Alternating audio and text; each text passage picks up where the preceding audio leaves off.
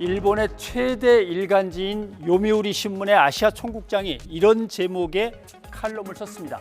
내용을 간단히 정리해보면 이렇습니다. 한번 보시죠. 2월 1일 쿠데타 이후에 이미지가 미얀마에서 좋아진 나라는 어떤 나라일까? 라고 미얀마에 사는 일본인들이 미얀마 사람들한테 물어봤다는 겁니다. 그랬더니 이미지가 좋아졌다. 한국은 89%가 그렇다고 대답을 했는데 일본이 이미지가 좋아졌다고 대답한 사람은 47%밖에 안 됐다.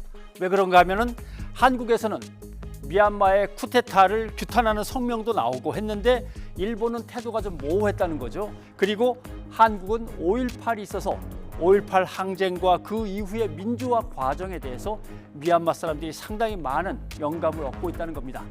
요즘 미얀마에서는 5.18 민주화 운동을 그린 송강호 씨 주연의 택시 운전사를 많이들 시청한다고 합니다.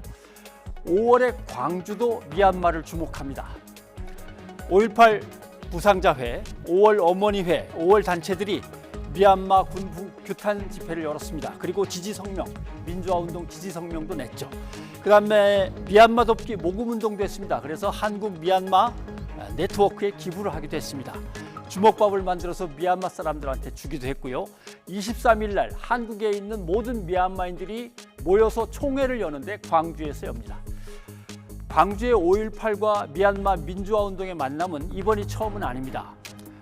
지난 2014년에 8888 항쟁, 1988년 8월 8일에 시작된 미얀마 민주화 항쟁이었습니다. 그 유가족들을 5월 어머니회가 미얀마로 찾아가서 위로하고 격려한 행사도 있었습니다. 미얀마에서 민주화 운동을 보도하는 기자는 형법에 따라서 가짜뉴스 유포죄 그리고 선동죄로 처벌받습니다. 지난 5일 민요라는 기자가 징역 3년형을 선고받았다고 합니다. 미얀마 민주화를 위해서 사제를 털어서 설립된 미얀마 소식을 전문적으로 전하는 한국 언론사도 있습니다. 이름은 다큐엔 뉴스코리아입니다. 미얀마 현지 기자들이 한국의 미얀마 소식을 전문적으로 전하는 언론사를 하나 만들어달라고 부탁을 한 겁니다.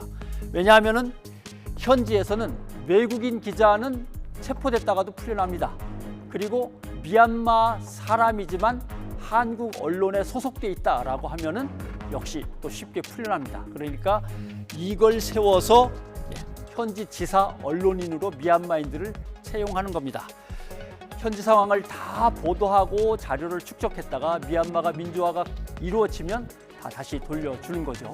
네, 미얀마의 민주화를 기원합니다. 변상욱의 앵커 리포트였습니다.